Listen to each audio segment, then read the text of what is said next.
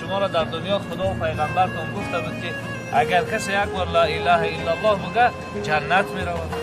چرا شما در دوزخی؟ آیا یکم گناه کردین از اسلام دور شدید؟ تمسخر میکنن، مسخره میکنن. با مجرد مسخره کردن الله تبارک و تعالی همون کسی که مسئولیت دوزخ دارن میگه که در دوزخ ببینن اگر کسی یک بار لا اله الا الله گفته باشه دوزخ برده باشه. من نمیخوام که مسلمان تمسخری و مسخره کی باشه؟ کافرها باشه. حالا بین طلب علم یک مسئله را دانستن، این هم طلب علم میگن. وقتی که روز قیامت گروه دوزخ میروند، الله تبارک و تعالی نگاه میکنه که در بین اونها یک اهل علم هم هست.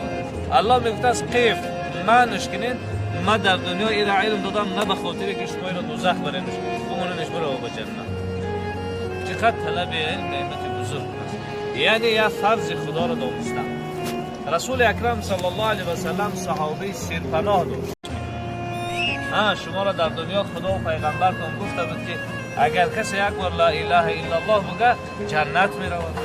چرا شما در دوزخی؟ آیا یکم گناه کردین از اسلام دور شدید؟ تمسخر میکنن، مسخره میکنن. با مجرد مسخره کردن الله تبارک و تعالی همون کسی که مسئولیت دوزخ دارن میگه که در دوزخ ببینن اگر کسی یک بار لا اله الا الله گفته باشه دوزخ برده باشه. من نمیخوام که مسلمان تمسخری و مسخره کی باشه؟ کافرها باشه. حالا بین طلب علم یک مسئله را دانستن، این هم طلب علم میگن.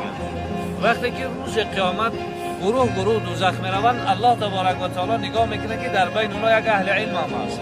الله میگه از قیف معنیش کنین من در دنیا این علم دادم نه به خاطر که شما را دوزخ برنش بموننش برو به جنت. چقدر طلب علم نعمت بزرگ است. یعنی یا فرض خدا را دانستن. رسول اکرم صلی الله علیه و سلم صحابه سرپناه داشت.